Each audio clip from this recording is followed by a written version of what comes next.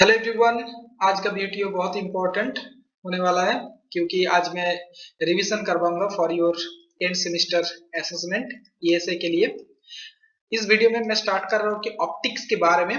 देखो, ये वीडियो अगर देख लोगे तो शायद अगर प्रिपरेशन अच्छी तरह से है तो तुम्हें कोई रोक नहीं पाएगा, और सेकंड, अगर प्रिपरेशन अच्छा भी नहीं है, अगर पोर प्रिपरेशन भी है तुम्हारा, तो शायद मेरे आशा है कि तुम पास हो जाओ। ठीक है, तो वीडियो बहुत छोटा होने वाला है लेकिन बहुत ही इंपॉर्टेंट। तो ऑप्टिक्स में मैं डिस्कस करूंगा in details regarding the questions, probable questions about interference, and then I will discuss about the diffraction, polarization, ठीक है, polarization and also about the laser, एक ही वीडियो में। ठीक है, तो चलो फर्स्ट स्टार्ट करते हैं कि number one, interference. Interference of light. ठीक है, interference of light, in short मैंने लिखा इंटरफेरेंस लाइट। ठीक है, इंटरफेरेंस ऑफ लाइट पहले क्या है। सो फर्स्ट क्वेश्चन इस तरह के हो सकते हैं कि what do you mean by the interference. Interference क्या होता है कि superposition, basically superposition of light waves. ठीक है, थोड़ा याद करो कि जो डबल स्लिट से आते हैं, यंग डबल स्लिट वाला एक्सपेरिमेंट, कि ये अगर S1 S2 दोनों सोर्स क्या होना चाहिए। दूसरा क्वेश्चन भी बनता है, what is the condition, what is the condition for interference of light, or what are the basically what are the conditions for interference of light। Interference होने के लिए कंडीशन क्या है। कभी कभार पूछते हैं what are the condition for sustainable interference. Condition अगर ये टर्म रहे तो ऑब्वियसली ये लिखना है कि कंडीशन क्या है। दोनों जो सोर्स है ना, इन दोनों सोर्स को नंबर वन मोनोक्रोमेटिक होना चाहिए, मोनोक्रोमेटिक, ऐसे ही आंसर देना होगा। The two sources must be monochromatic. Second क्या होना चाहिए, कोहेरेंट। ठीक है, थर्ड, इनका फ्रीक्वेंसी मस्ट बी सेम। ऐसे ही दो तीन पॉइंट लिख दोगे तो फुल मार्क्स मिल जाएगा। What are the sustainable conditions for interference, और what are the conditions for interference this sources. अब ये सोर्स से मान लो कि एक रे ऐसे आ रहा है, दूसरा रे ऐसे आ रहा है, इन दोनों के बीच में अगर पाथ डिफरेंस है तो then at that point either we will get, क्या मिलेगा हमें, ब्राइट मिल सकता है, ब्राइट स्पॉट, और हमें मिल सकता है कि डार्क स्पॉट। ये थ्रू आउट द स्क्रीन ऐसे ब्राइट डार्क कुछ भी हो सकता है। इसी को कहते हैं कि इंटरफेरेंस पैटर्न। ये होता है कि इंटरफेरेंस पैटर्न। ठीक है, तो दोनों क्वेश्चन देखो, what is the interference, superposition of light, and due to this superposition if there is a path difference between the two rays, then in the screen we are getting there is a bright and dark fringes. This is known as the interference pattern. ठीक है, और ये जो phenomena, this is known as the interference. Conditions क्या है, ये सब conditions है। अब पढ़ना क्या क्या है इसमें, देखो। फर्स्ट, इंटरफेरेंस में three types of interference according to your, three types according to your syllabus. तो तुम्हें पढ़ना है, मैं कंपैरेटिव स्टडी करूंगा इन डिटेल्स, यंग्स एक्सपेरिमेंट। ठीक है, और इसी को यंग्स डबल स्लिट एक्सपेरिमेंट भी कहते हैं, इसी को ही डबल स्लिट, और इसी को ही हम लोग यंग्स डबल होल भी कहते हैं। ठीक है, होल्स एक्सपेरिमेंट भी कहते हैं। So first this one. Second, तुम्हें पढ़ना है interference due to thin film in details. Preparation हो जाएगा भाई, थोड़ा इसको नोट डाउन भी करते जाओ और देखो तो इन डिटेल्स। एंड थर्ड है न्यूटन्स रिंग। अब एक एक करके देखो, मैं कंपैरेटिव स्टडी करूंगा। करना क्या है, तुम्हें कितना पढ़ना है इनमें से। फर्स्ट पढ़ना है, देखो इंटरफेरेंस की कंडीशंस क्या होता है। इंटरफेरेंस की कंडीशंस होना है मोनोक्रोमेटिक सोर्स, कोहेरेंट। लेकिन इंटरफेरेंस कब होगा, the main criteria for interference is, so main criteria for interference is path difference. path difference between waves. Wave के बीच में अगर पाथ डिफरेंस है तो तुम्हें इंटरफेरेंस मिलेगा. तो चाहे तुम यंग डबल स्लिट एक्सपेरिमेंट लो, interference due to thin film लो या न्यूटन्स रिंग, फर्स्ट काम है तुम्हें पाथ डिफरेंस निकालना है और याद रख सकते हो फॉर प्रॉब्लम और शॉर्ट टाइप क्वेश्चन आंसर करने के लिए. यंग डबल स्लिट एक्सपेरिमेंट मैंने अभी ड्रॉ किया हूँ, फिर से मैं दिखा रहा हूँ कि यंग डबल स्लिट एक्सपेरिमेंट थोड़ा याद रहेगा तो अच्छा होगा. ये होता है कि इसका एक्सपेरिमेंटल सेटअप. तो बेसिकली क्या होता है कि यहाँ पे दो मोनोक्रोमेटिक एंड कोहेरेंट सोर्सेस होते हैं and from this sources one रे, मान लो कि this one and the second रे, ये दोनों मीट करना चाहिए S2 और कहाँ मीट कर रहे हैं P पॉइंट में. तो इन दोनों के बीच में ये मान लो कि D is the distance between, this is the slit, दोनों स्लिट और ये है स्क्रीन. स्क्रीन के बीच में और स्क्रीन और स्लिट के बीच में डिस्टेंस है D और दोनों सोर्स के बीच में जो ये इसका मिडिल पॉइंट टू इसका मिडिल पॉइंट, यहाँ से एक और लाइन खींच लेते हैं. This is the mid point between the to sources S1 and S2 और ये मान लो कि this point is C point. ठीक है, और ये दिस इज अनदर लाइन मैं खींच रहा हूँ समझाने के लिए, दिस इज अनदर लाइन खींच रहा हूँ. ये जो स्लिट टू स्लिट डिस्टेंस है ये है small d, sorry 2d basically. ठीक है, ये centre point of the two slits और टू होल्स, इन दोनों के बीच में ये जो सेंटर पॉइंट, इसको अगर O मान रहे हो, ये अगर O है तो दिस वन. ठीक है, this is small d and this is another small d.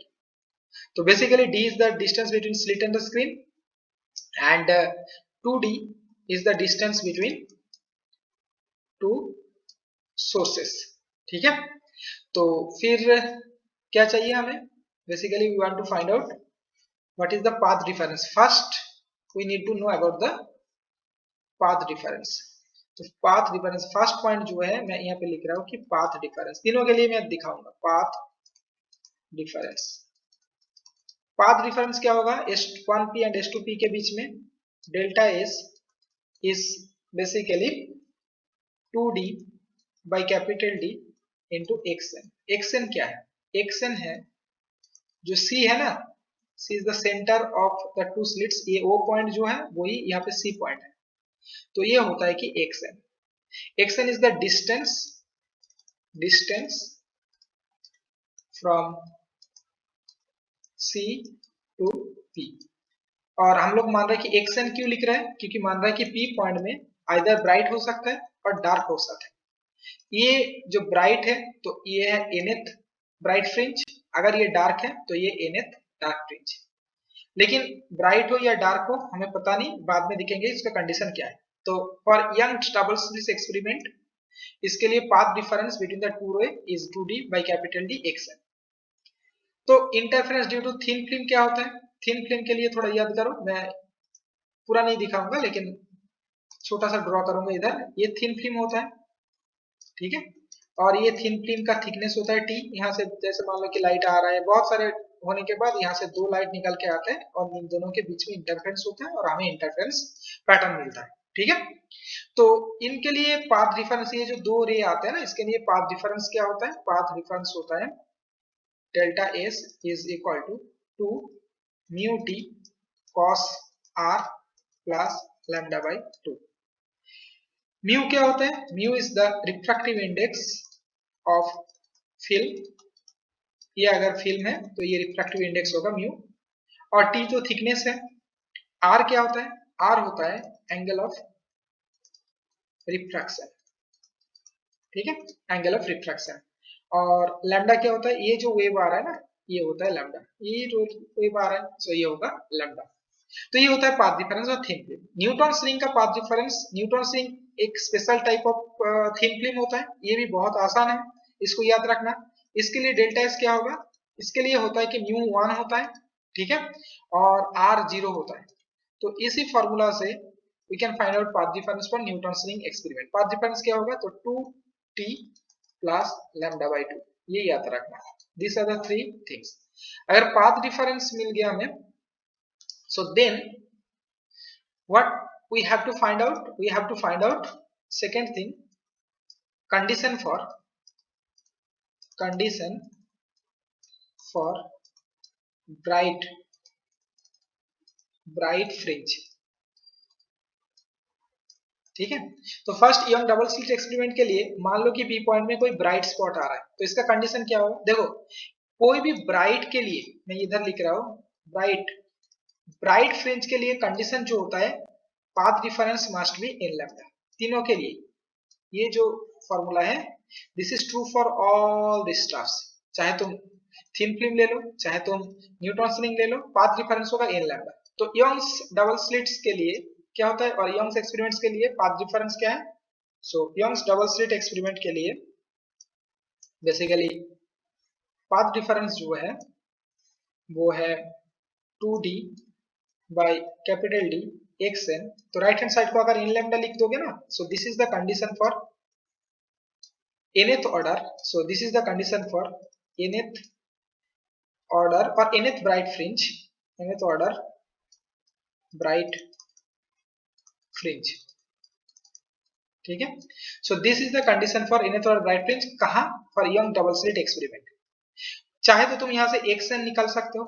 ठीक है, कभी कभार प्रॉब्लम में क्या होता है ये बिल्कुल सब कुछ दे देगा, what is the difference between two sources, what is the distance between the screen and slit, what is the first order second order third order, जो भी दे दे। Lambda will be given. कभी कभार पूछते हैं कि इसका पोजीशन निकालो, तो पोजीशन मतलब ये सी पॉइंट से कितने दूरी में होगा, so from there you can find out x n. ठीक है, अगर एक्सन दे दिया चाहे लैम्डा दे दिया 2d दे दिया, so then they can ask for d।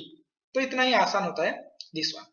अब थिन फिल्म के लिए कंडीशन फॉर ब्राइट फ्रिंज, देखो ब्राइट फ्रिंज की condition this is the general condition, path difference must be in lambda. तो थिन फिल्म के लिए पाथ डिफरेंस क्या है? ये है। सो यहाँ पे हम लोग क्या लिखेंगे 2 mu t cos r plus lambda by 2 is equal to n lambda. ये हो गया थिन फिल्म के लिए condition for bright fringe. Similarly अब ये न्यूटन रिंग के लिए क्या होगा? यही होगा, path difference is equal to n lambda. Same formula, general formula is this one for bright fringe. तो ये क्या होगा 2t plus lambda by 2 is equal to n lambda. So this is the condition for bright fringe। अब आते हैं यहाँ पे और क्या पूछते हैं? Third things is what is the condition for dark fringe। Dark fringe की कंडीशन क्या होगा तीनों केस में? देखो डार्क फ्रिंज की जनरल कंडीशन क्या होगा? Path difference must B 2n, so delta s must be 2n plus 1 lambda by 2, दिया है जनरल कंडीशन। तो अब फॉर योर न्यूटन रिंग के लिए क्या होगा? पाथ डिफरेंस बेसिकली क्या मिला? यही पाथ डिफरेंस है। So path difference, so for dark fringe 2d by capital D xn is equal to twice n plus 1 lambda by 2। so this is the condition for dark fringe। ठीक है, nth order dark fringe for Young's double slit experiment। यहाँ पे path difference क्या है? This is the path difference. तो dark fringe के लिए क्या होगा? Twice mu t cos r plus lambda by 2 is equal to twice n plus 1 lambda by 2। चाहे तो थोड़ा सिंप्लीफाई कर सकते हो क्योंकि लैम्डा बाय 2 देखो कैंसिल हो जाएगा और बेसिकली तुम्हें क्या मिलेगा इधर? ये मिलेगा twice mu t cos r is equal to n lambda. ये इसे भी कर सकते हो, नहीं तो यहाँ छोड़ सकते हो। सो this is the condition for dark fringe for thin film case. Newton ring के लिए बहुत ही आसान है, पाथ डिफरेंस क्या है? यही है। सो 2t, देखो अगर थिन फिल्म कर लोगे ना डायरेक्टली न्यूटन रिंग लिख सकते हो। न्यूटन लिख लिए mu is equal to 1 and cos r is equal to 1, तो basically 2t is equal to n lambda. So this is the condition for dark fringe और डार्क रिंग। डार्क रिंग जो बनता है न्यूटन रिंग में ऐसे होता है ना, और central is always dark, remember that central is always dark for Newton's ring। और Young's modulus में क्या होता है? central is always bright, central is always bright। ये जो C point ना, C point is always bright।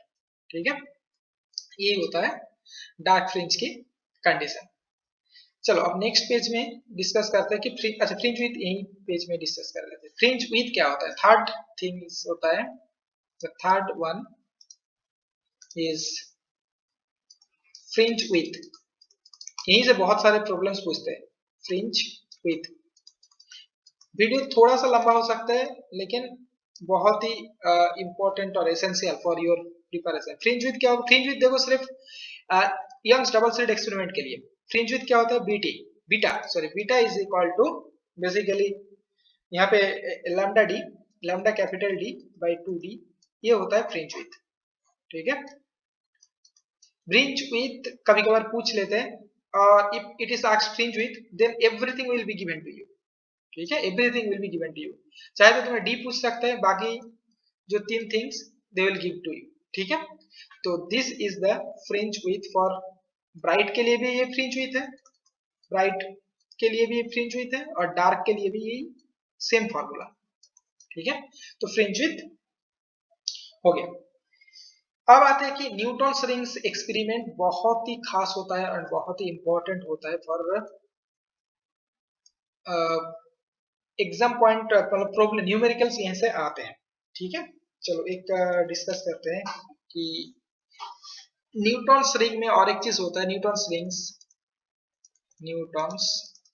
Ring. थोड़ा याद करो न्यूटन्स रिंग क्या होता है कि सेंट्रल डार्क, देन ये सब जो मैंने ड्रॉ कर रहा हूँ ना blue lines, this are the dark, और इनके बीच में जो लाइन है जहां मैं रेड से दिखा रहा हूँ, दिस इज द ब्राइट। ठीक है, और जो ब्लू लाइंस है वो है dark.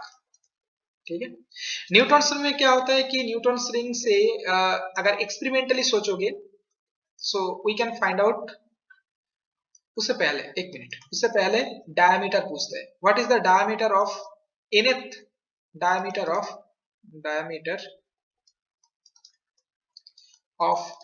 nth ring, nth bright ring. मान लो कि ब्राइट रिंग का डायमीटर पूछ रहा है, ब्राइट रिंग। सो ये मान लो कि this one is nth bright ring, तो ये होगा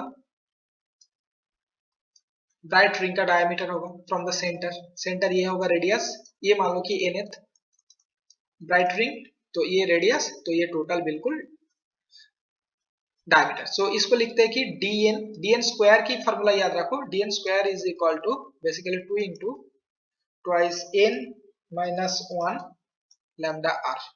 ठीक है, r क्या है, r is the radius of curvature. ये पूछते नहीं है इतने, लेकिन तब भी याद रखो, यहीं से डायमीटर निकाल सकते हो। और diameter of the dark ring क्या होगा, डार्क रिंग ये बहुत आसान होता है याद रखने के लिए, ये होगा nth, मतलब कि nth डार्क रिंग का nth जब पूछ रहा हो सो वही dn यूज करेंगे, dn square is equal to 4n lambda। So this is the diameter. So ये याद रख भी सकते हो, ये उतना इंपॉर्टेंट नहीं है। ठीक है, इंपॉर्टेंट क्या है, इंपॉर्टेंट होता है कि वेवलेंथ की फॉर्मूला फॉर न्यूटन्स रिंग। जो लाइट यूज हो रहा है न्यूटन्स रिंग में, ये कभी कभार न्यूमेरिकली पूछ लेते कि what is the wavelength of lambda की फॉर्मूला देखो, एक्सपेरिमेंट भी कर चुके हो, ये है dn प्लस p, मैं समझाऊंगा, dn plus p square minus dn square by 4pr, ये होता है लैम्डा की फॉर्मूला। अब dn प्लस p क्या है, dn प्लस p होता है diameter of n plus pth ring. क्या होता है n प्लस pth रिंग, देखो ये है सेंट्रल, फिर फर्स्ट, फिर सेकंड, फिर थर्ड, ये मैं डार्क दिखा रहा हूं। ठीक है, डार्क कर लो या ब्राइट कर लो सेम फॉर्मूला। तो मैं पूछ रहा हूँ कि ये मान लो कि मेरा nth रिंग है, ये nth रिंग, तो इसका डायमीटर ये होगा, तो ये जो डायमीटर दिस इज, मैं अलग से दिखा रहा हूँ, दिस इज dn। और मैं और एक मैं ले रहा हूँ ये वाला, ये मान लो कि मेरा n प्लस pth रिंग। ठीक है, n प्लस pth रिंग, तो इसका डायमीटर क्या होगा, ये होगा इसका डायमीटर दिस वन, सो ये होगा dn प्लस p।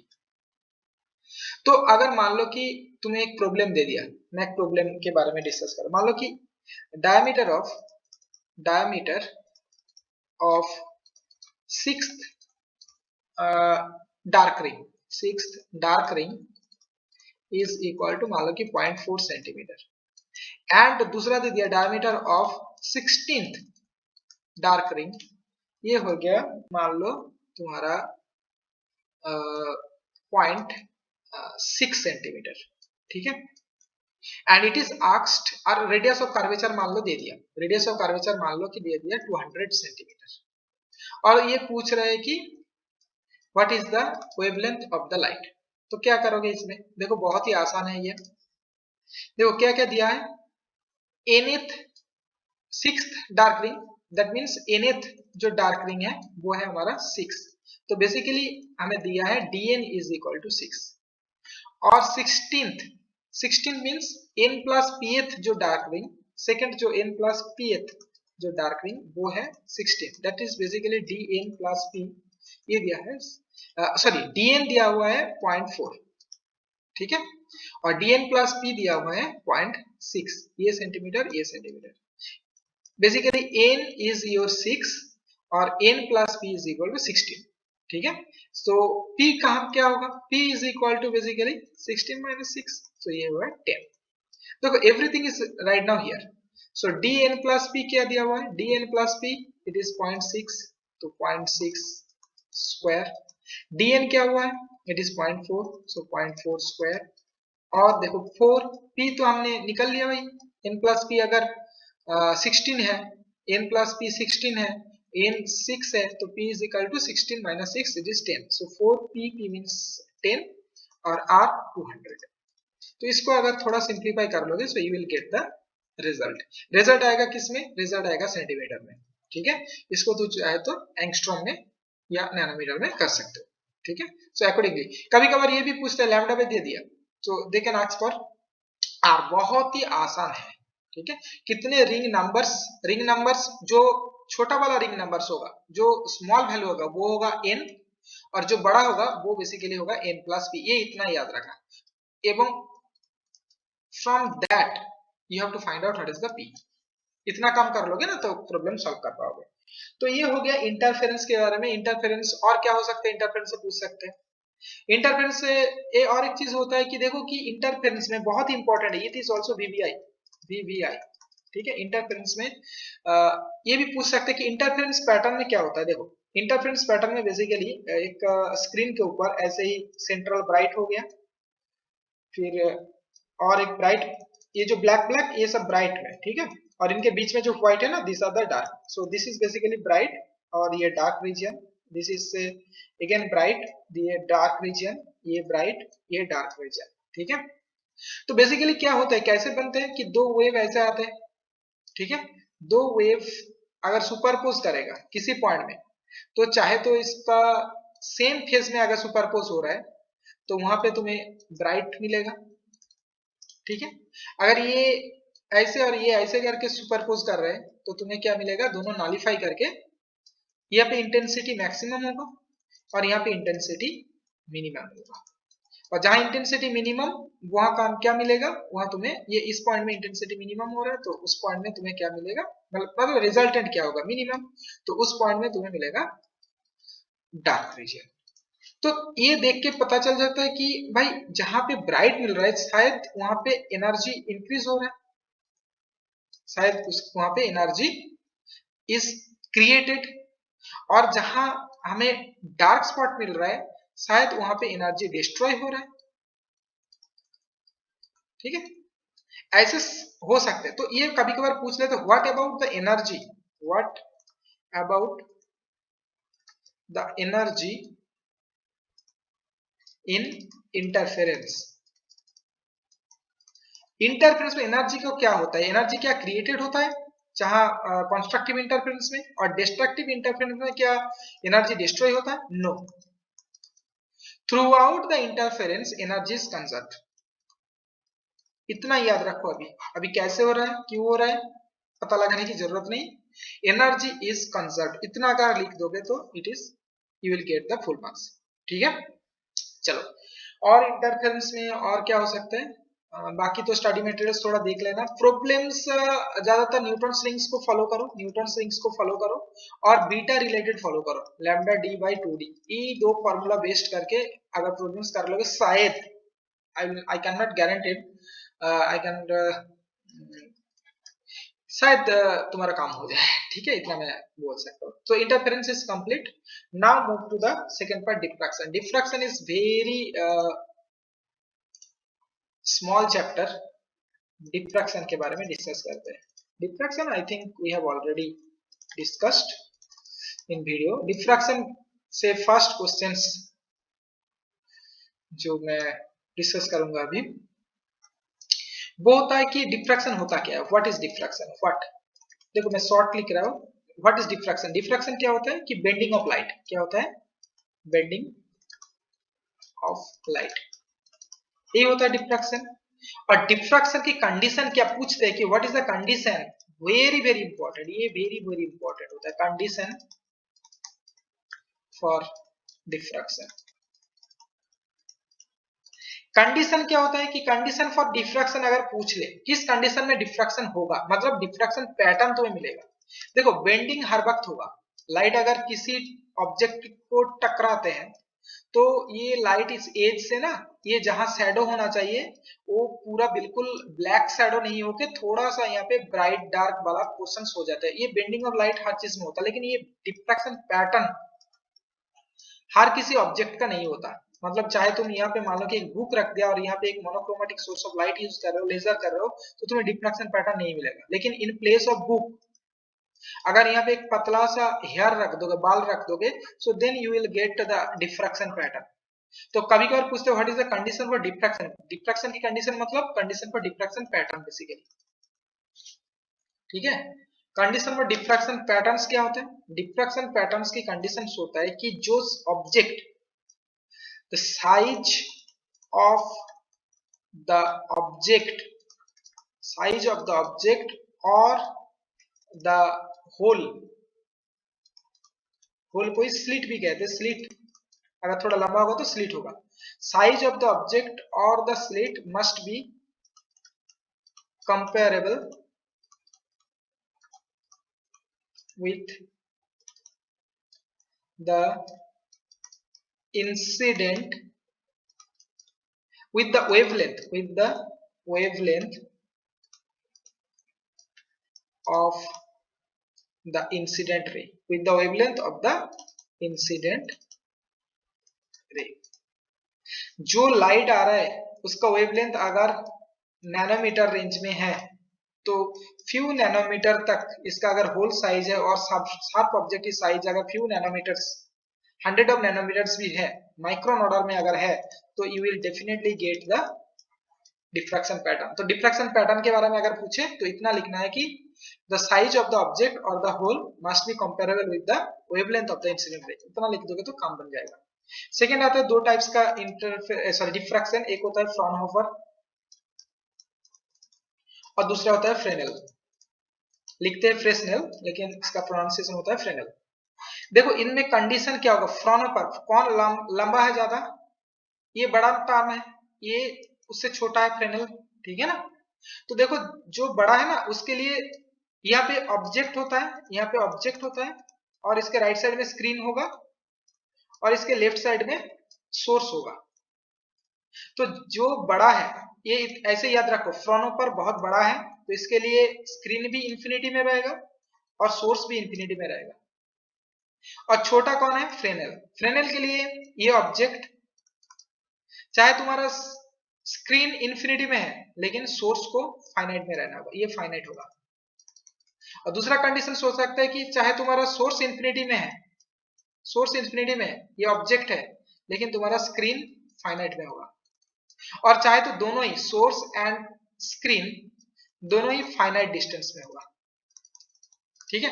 तो फ्रेनेल के लिए फ्रॉनहोफर बड़ा है, इसके लिए screen and source must be at the infinity.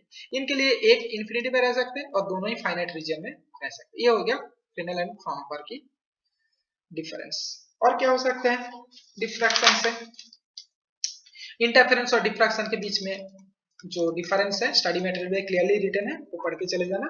हो गया, डिफ्रैक्शन में और कुछ नहीं है। अब आओ सेकेंड थिंग जो कि पोलराइजेशन। पोलराइजेशन जो कि पोलराइजेशन, देखो व्हाट इज पोलराइजेशन। कभी कभार पूछते हैं कि what is polarization. What is polarization अब बोलने की जरूरत है। जो जनरल सोर्स ऑफ लाइट होता है, जनरल जो सोर्स ऑफ लाइट होता है, जैसे सन से जो लाइट आता है या हमारा जो बल्ब होता है यहीं से जो, या टॉर्च जो होता है, यहीं से जो लाइट्स आते हैं, लाइट बेसिकली इलेक्ट्रोमैग्नेटिक वेव होते हैं, है ना, लाइट बेसिकली इलेक्ट्रोमैग्नेटिक वेव होता है। तो लाइट का अगर देखोगे तो इस टाइप का होता है कि लाइट इस एक्स डायरेक्शन में अगर जा रहा है तो ये मान लो कि वाई डायरेक्शन और ये मान लो कि जेड डायरेक्शन। लाइट का दो फील्ड का वाइब्रेशन होता है, एक इलेक्ट्रिक फील्ड वाइब्रेशन होता है और दूसरा मैग्नेटिक फील्ड वाइब्रेशन होता है। इलेक्ट्रिक फील्ड मान लो कि वाई डायरेक्शन में वाइब्रेट हो रहा है, ऐसे वाइब्रेट हो रहा है, ऐसे वाइब्रेट हो रहा है, ये इलेक्ट्रिक फील्ड का वाइब्रेशन की डायरेक्शन, ठीक है, which is perpendicular to both direction of, और वेव किस डायरेक्शन, एक्स डायरेक्शन में जा रहा है। तो मैग्नेटिक फील्ड का वाइब्रेशन होगा जेड डायरेक्शन में। मैग्नेटिक फील्ड का वाइब्रेशन कौन सा डायरेक्शन में, ये जेड डायरेक्शन में मैग्नेटिक फील्ड होता है वाइब्रेशन। तो इसलिए लाइट होता है इलेक्ट्रोमैग्नेटिक फील्ड। अब सन या बल्ब या जनरल सोर्स ऑफ लाइट से क्या आता है कि, और लाइट को कौन सा वाइब्रेशन से डिनोट करते हैं, इलेक्ट्रिक फील्ड की वाइब्रेशन से डिनोट करते हैं। मैग्नेटिक फील्ड की वाइब्रेशन को हम लोग नहीं लेते, क्योंकि इलेक्ट्रिक फील्ड हमारे विजन के लिए रिस्पॉन्सिबल होता है। जो लाइट रेड या ब्लू जितने कलर्स दिखते हो ना, वो इलेक्ट्रिक फील्ड की वजह से। तो लाइट को जो हम लोग वेव की तरह दिखाते हैं ना, ऐसे वेव की तरह लाइट को दिखाते हैं ना, basically it is nothing but the vibration of electric field, ठीक है। तो जो नॉर्मल सन से आते हैं, मान लो कि सन से इस डायरेक्शन में वेव आ रहा है, इस डायरेक्शन में हो रहा है, इस डायरेक्शन में हो रहा है वेव को, तो दैट मींस इस डायरेक्शन से इलेक्ट्रिक फील्ड का वाइब्रेशन हो रहा है, इलेक्ट्रिक फील्ड का वाइब्रेशन हो रहा है। इस वेव को लोगे तो इस डायरेक्शन में इलेक्ट्रिक फील्ड का, सो हर डायरेक्शन में इलेक्ट्रिक फील्ड का वाइब्रेशंस होते हैं। तो इसको अगर कैसे दिखाओगे पिक्टोरियली, ऐसे दिखाते हैं, इस डायरेक्शन में हो रहा है, इस डायरेक्शन में भी वाइब्रेशन हो रहा है, इस डायरेक्शन में वाइब्रेशन हो रहा है, इस डायरेक्शन। ये होता है कि अनपोलराइज्ड लाइट। लेकिन इसको अगर किसी पोलराइजर से पास करवाओगे, ठीक है, यहाँ पे, और ये होता है कि axis of polarization, axis of polarization, ठीक है। अगर ये हर कोई जो इलेक्ट्रिक फील्ड का वाइब्रेशन, उनका दो कंपोनेंट होगा, एक होगा इस डायरेक्शन में और दूसरा होगा इस डायरेक्शन में, जेड डायरेक्शन में, ये होगा वाई डायरेक्शन में, ये होगा जेड डायरेक्शन में। जो कंपोनेंट जैसे वाई कंपोनेंट पास एक्सिस के साथ पैरेलल, वही कंपोनेंट इसको पास करके जाएगा। तो मान लो ये है पोलराइजर, ये है पोलराइजर, पोलराइजर से जब पास करके लाइट जाएगा ना, तो ये ऐसे सिर्फ electric field vibration along the y direction, ये होता है पोलराइज्ड लाइट, ये होता है पोलराइज्ड लाइट, ठीक है। सो कभी कभार क्या पूछते हैं कि व्हाई पोलराइजेशन इज इंपॉर्टेंट, कभी ये पूछते हैं कि why polarization is so important. इसको ऐसे भी पूछते हैं कि what kind of nature of light is verified by polarization।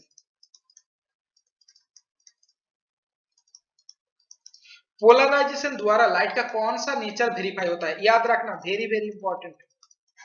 कौन सा, transverse wave, light is a transverse wave, this is proved by polarization, ठीक है। Light is a transverse waves, this is proved by the polarization, यही proof होता है polarization से। So this is very important question. अब क्या आता है कि plane of polarization, plane of polarization, ये शायद मैंने अपने स्टडी मटेरियल्स में भी नहीं डिस्कस हुआ है, लेकिन अभी याद आ रहा है कि दिस इज इंपॉर्टेंट, तो ये भी करके देखो। प्लेन ऑफ पोलराइजेशन क्या होता है, पहले इसका आंसर देखो। दिस इज द प्लेन, बाद में मैं समझाऊंगा। This is the plane in which the electric field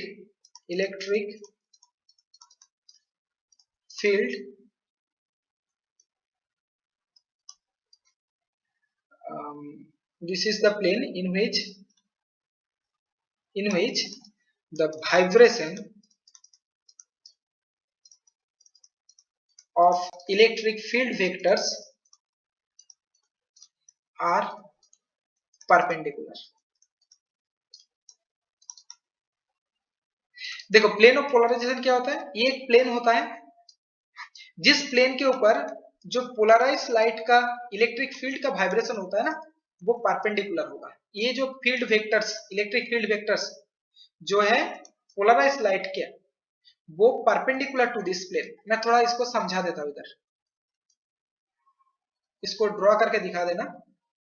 जैसे मान लो कि मैं दिखा रहा हूं अभी, along the x directions light is moving, मतलब लाइट इस डायरेक्शन में जा रहा है। तो इनका और दो डायरेक्शन होगा, ये होगा y डायरेक्शन और दूसरा होगा z डायरेक्शन, ठीक है। तो तीन प्लेन बनेगा इससे, एक होगा कि xy प्लेन, ये वाला, इसको नाम दे देते कि a b c d, ठीक है। चलो, और दूसरा प्लेन हो सकता है कि ये वाला zx प्लेन, ये इसका नाम देते ए बी सी डी, और जेड को थोड़ा बड़ा कर देते, जेड यहाँ पे है तो ए ई एफ, तो ये एक प्लेन बन गया, ये plane, this is x z plane. और ये क्या है, एक्स वाई प्लेन। और एक प्लेन क्या हो सकते हैं, और एक प्लेन देखो ये हो सकते हैं वाई जेड, इसको थोड़ा बढ़ा देते हैं ये, तो इसका डी ई एफ जी, ठीक है। This is another plane, this is y z plane. अब मान लो कि बिफोर यहाँ पे अनपोलराइज लाइट आ रहा है, अनपोलराइज लाइट को ऐसे भी दिखाते हैं, अनपोलराइज लाइट आ रहा है। अब ये मान लो कि एक पोलराइजर मैंने इधर रख दिया, ये मैंने इधर रख दिया एक पोलराइजर, ठीक है, जो कि ये मान लो कि पास एक्सिस में एक स्लिट की तरह दिखा रहा हूँ, ये ऐसे दिखाते हैं पास एक्सिस। तो इसके बाद पास होने के बाद लाइट क्या होगा, पोलराइज लाइट बन जाएगा। लाइट क्या है, पोलराइज लाइट। और किस डायरेक्शन में पोलराइज हो रहा है, ये वाई डायरेक्शन में। तो हम लाइट को ऐसे दिखा सकते हैं ना, यहाँ पे ये लाइट, ये लाइट जा रहा है, तो लाइट का जो इलेक्ट्रिक फील्ड वाइब्रेशन जो हो रहा है उसको ऐसे दिखाएंगे, ठीक है। ये जो वाइब्रेशन, इसको अगर ऐसे भी दिखाए, चलो इसको थोड़ा एक काम करते हैं कि इसको ऐसे दिखा, इसको एक काम करते हैं, इसको अगर फील्ड की तरह दिखाए तो अच्छा होगा। एक मिनट,